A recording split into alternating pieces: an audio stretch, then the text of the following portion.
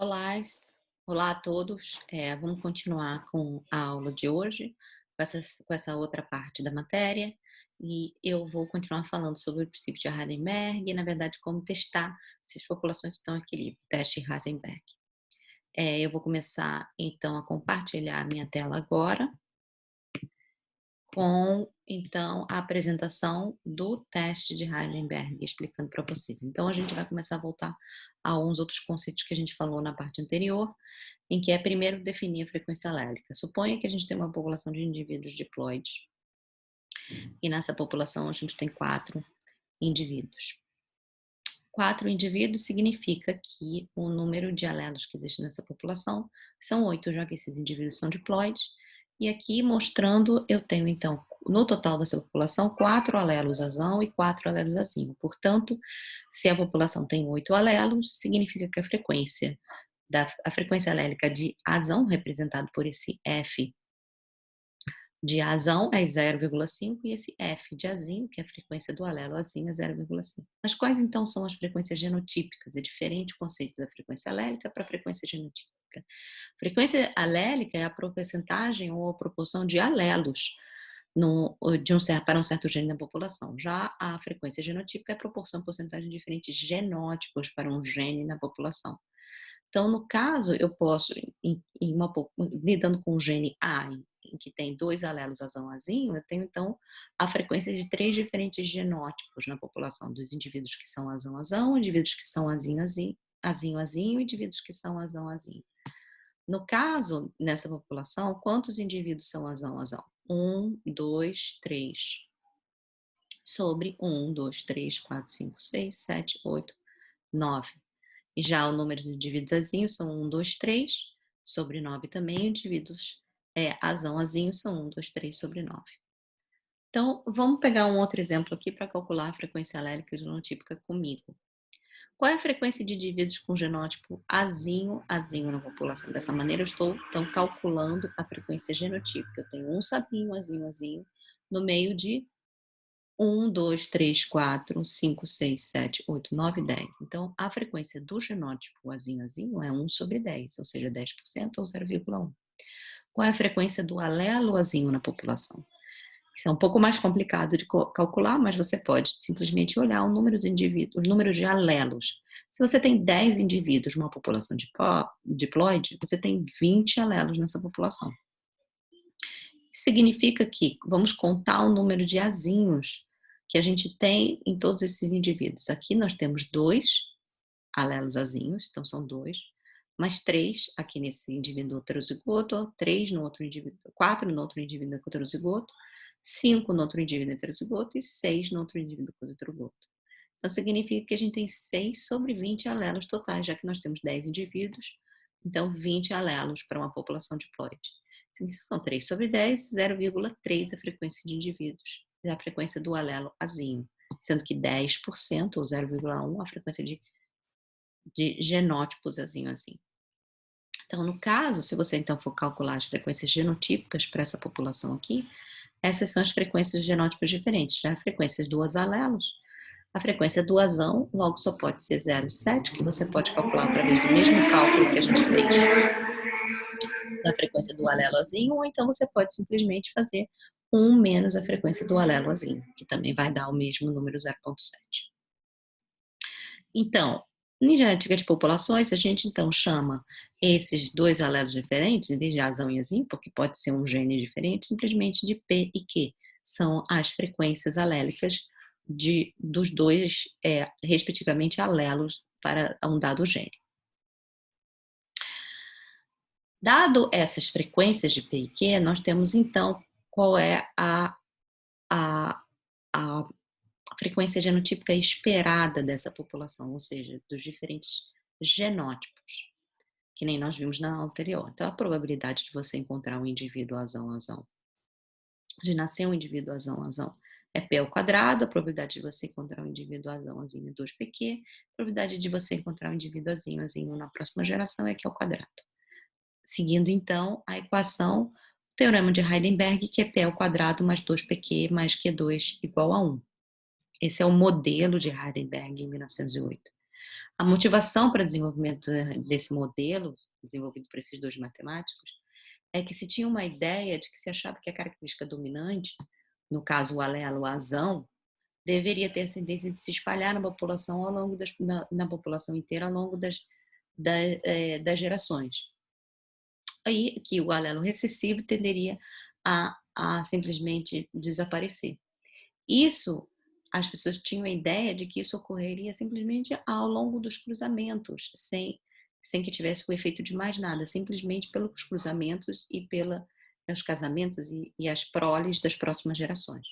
Com esse teorema foi mostrado, então, que isso não é realidade, porque as frequências alélicas elas não mudam ao longo das gerações, simplesmente se elas são infinitas ou de grande tamanho, se não tem seleção, se não tem mutação, se não tem migração e se os casamentos são aleatórios. Né? Esse é o modelo que foi feito, que é o fundamento da genética de populações. Então, novamente, nós temos a equação P ao quadrado mais 2PQ mais Q2 igual a R. Então, vamos ao estudo de caso 1, tipo sanguíneo, né, que a gente tem na nossa população, tipo sanguíneo MN, que é um dos fenótipos do tipo sanguíneo que nós temos muito estudado nas nossas populações. Aqui tem uma população de norte-americanos, isso são os indivíduos estudados, um total de 394 da população de norte-americanos, em que a gente encontra aqui indivíduos que são MN 125, MN 193 e NN 76. A gente pode, então, calcular a frequência desses genótipos, que é exatamente 125 sobre 394, daria 0,317 e assim por diante. A pergunta é, essa população, para esse gene, para esses alelos, está em equilíbrio de Heisenberg? A gente pode responder. Simplesmente de que maneira? O que a gente vai fazer é olhar essas frequências genotípicas que a gente encontra, as observadas, e vai então calcular as frequências alélicas dessa população. Dado da maneira anterior que eu mostrei para vocês, você pode calcular as frequências alélicas e vai achar que a frequência do alelo P, que seria do alelo Mzão, é igual a 0,562, e a frequência do alelo Nzão, que é dado aqui pelo Q, seria 0,438. O que a gente esperaria das frequências genotípicas, dadas essas frequências alélicas, seguindo o princípio de Heisenberg, se a população estivesse em equilíbrio?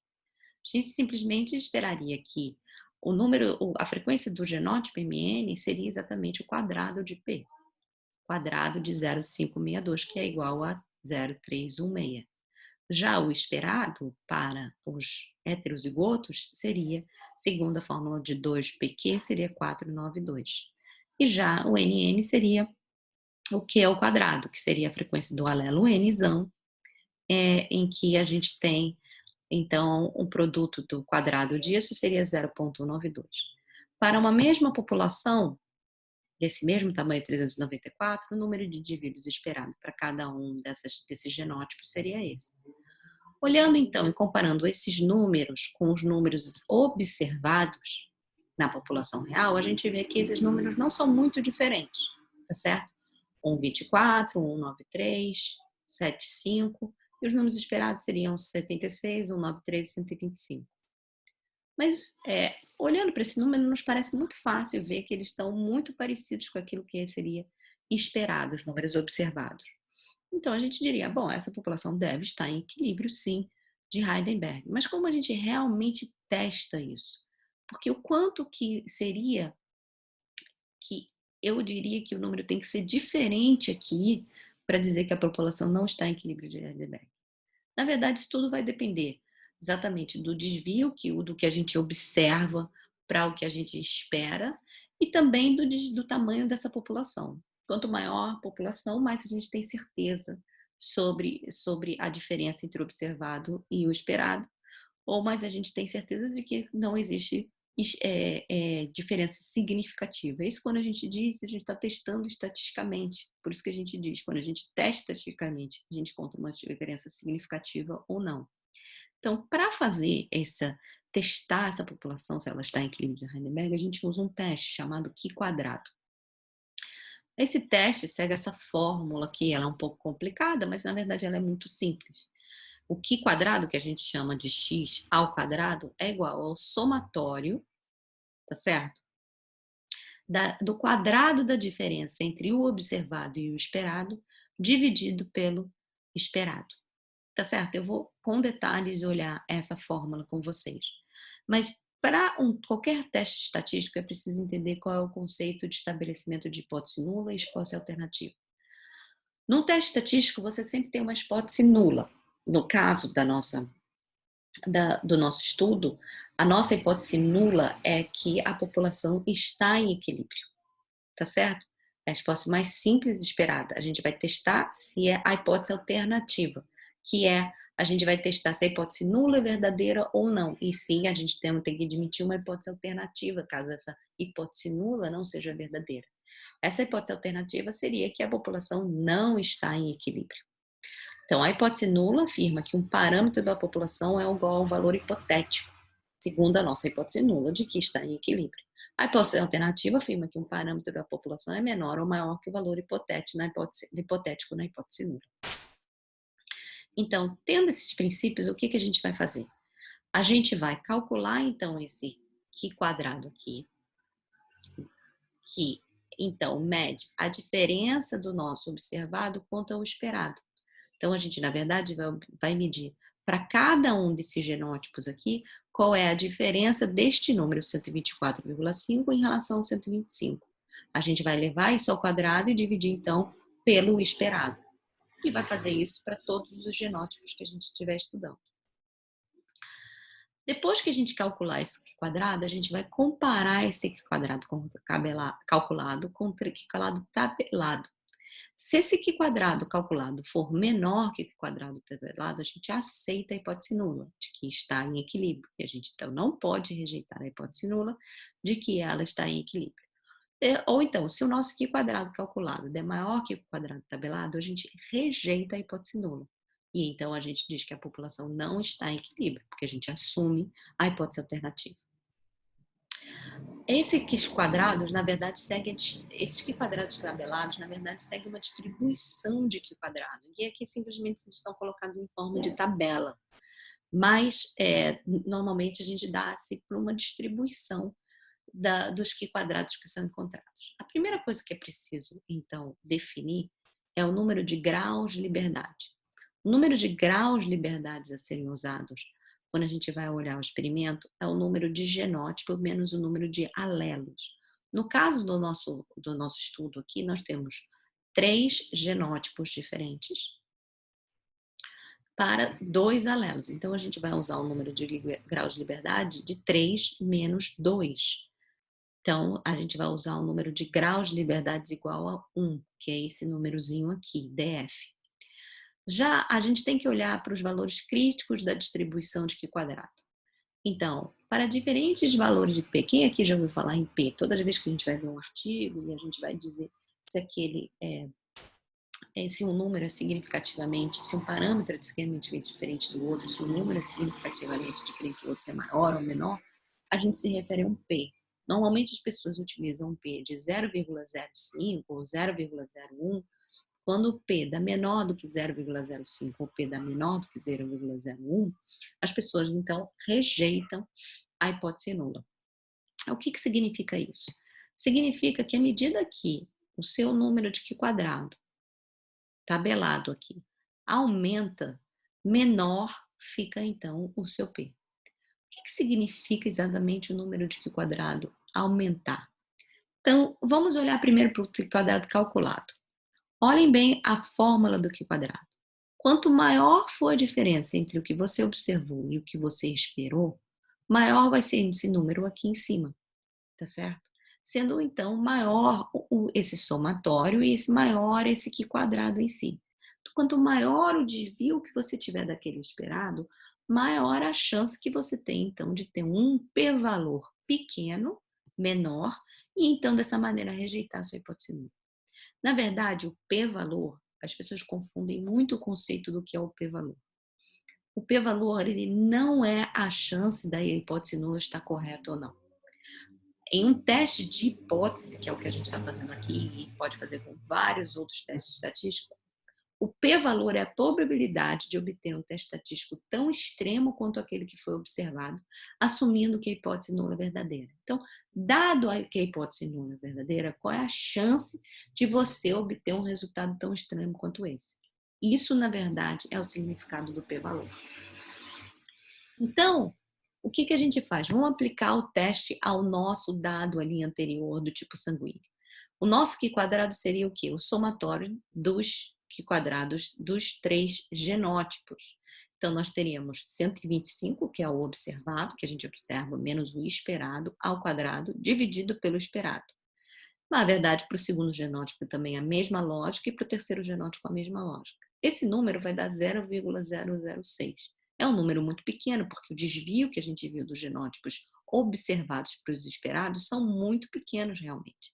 Então, esse número, se a gente fosse nessa tabela de 1 grau de liberdade aqui, nos daria que a gente só rejeitaria a hipótese nula se a gente usar esse parâmetro de 0,05 que a gente teve definido antes da gente aplicar o teste, se ele fosse maior que 3,841. Ele está muito menor do que esse número, então significa que ele está muito mais perto de um valor que, na verdade, está entre esse número aqui e esse número aqui, entre o 0,000 e o 0,016. Então, o p-valor, na verdade, aqui nesse caso, daria alguma coisa entre 0,975 entre 0,9.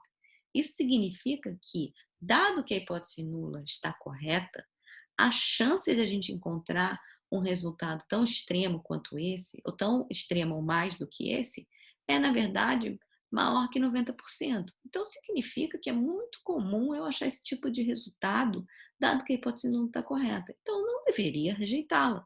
Então, eu aceito a hipótese nula, tá? Isso significa que o nosso observado foi 0,06, como eu disse, o Q quadrado segue uma distribuição. Para esse dado, eu só então rejeitaria essa hipótese se o valor fosse maior do que 3,84, que se define então essa área aqui dessa curva. Então, o que eu faço? Então, essa aqui é a área que eu rejeito a hipótese nula, então eu não vou rejeitar, porque 3,841 é muito maior do que 0,006. Então, eu aceito a hipótese nula. Então, eu defino essa população para este gene, esses alelos, ela está em equilíbrio de Heisenberg. E realmente esse tipo sanguíneo MN em populações humanas foi analisado em várias outras populações e feito esse teste de frequências e visto realmente que o Q quadrado é muito pequeno nos somatórios e que em todas essas populações a gente não rejeita a hipótese nula de que o tipo sanguíneo está em equilíbrio de Heisenberg. Então, a gente aceita que ele está em equilíbrio de Heisenberg. Agora vamos pegar um outro exemplo. Um exemplo, então, do gene HLDQA1. Esse gene faz parte de um complexo principal de histocompatibilidade, que é o MHC. O MHC, esse complexo, é um dos genes responsáveis pelo nosso sistema imune. Se você for ver, a gente tem várias moléculas que são responsáveis pelo nosso sistema imune. A gente tem os tipos de classe 1 e classe 2. E esses tipos dessas moléculas, vários genes diferentes dentro desse complexo, eles codificam diferentes partes dessa molécula. Esses genes que são considerados HLA, MHC, complexo de MHC, estão localizados no cromossomo 6, um muito perto do outro, e eles são complexo dado por diferentes genes, HLA-A, HLA-C, HLA-B, HLDR, HLDQ e HLDP. Eles estão localizados nesse braço Q e também no braço P, e cada um define uma parte dessa molécula, que são as moléculas importantes para o reconhecimento de antígeno, tá certo? Que é um fator muito importante no nosso sistema imune. Quando então um vírus ou uma bactéria chega, ela apresenta um antígeno diferente e esse complexo é capaz de reconhecer esse antígeno. Então, que a gente encontra na população é o seguinte: quanto mais o seu complexo for capaz de reconhecer diferentes antígenos, mais então o seu sistema imune ele vai ter vantagens então para resistir a doenças e infecções. Então, vamos pegar a frequência de um desses genes do MHC, que é o HLA-DQA1, em pessoas na Toscana, na Itália. Os genótipos, eles são definidos aqui por uma variação de um nucleotídeo numa certa posição desse gene, que é dado, então, que esse nucleotídeo pode ser tanto A, que é do nucleotídeo A, ou G, então alanina ou guanina. Vocês já devem ter ouvido falar, né? A AGCT, a gente tem a possibilidade aqui de ter a variação exatamente nessa localização do nucleotídeo nesse gene, sendo A ou G. Eles estudaram, então, 84 pessoas, sendo que o número de observados de indivíduos que são AA são 17, indivíduos que são heterozigotos, que são AG, ou seja, indivíduos que possuem um alelo que tem o nucleotídeo A e o outro alelo que tem o nucleotídeo G naquela mesma posição, são 55. E outros indivíduos que têm nucleotídeo G nos dois alelos naquela posição são 12. Então, dado isso, a frequência observada desses genótipos é 0,202, 0,655 e 0,143. Vamos então calcular as frequências alélicas nessa população. Usando aquelas nossas fórmulas dadas no início da aula, a gente vê que a frequência de P do alelo que contém o nucleotídeo A é 0,53 e aqui contém o do alelo que contém o nucleotídeo G é 0,47. Segundo o nosso esperado para o princípio de Heisenberg, seria então que a gente teria 0,281 de indivíduos com genótipo azão, AA, 4,98 de indivíduos AG, heterozigotos, e 0,221 indivíduos com genótipo GG.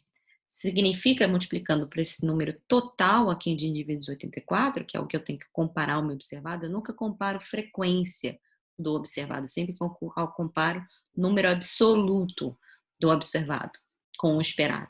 Teria, então, 23 indivíduos, 41 e 18. Agora está aparecendo um pouco diferente daquilo que foi observado, 17, 55 e 12. Parece que eu tenho um enriquecimento de indivíduos que são heterozigotos aqui, que 55, e eu tenho uma depressão de indivíduos que são homozigotos AA ou GG. Então, vamos então usar a fórmula do Q quadrado para calcular esse desvio, ver se esse desvio é significativamente diferente daquilo que é significativamente maior do que o esperado.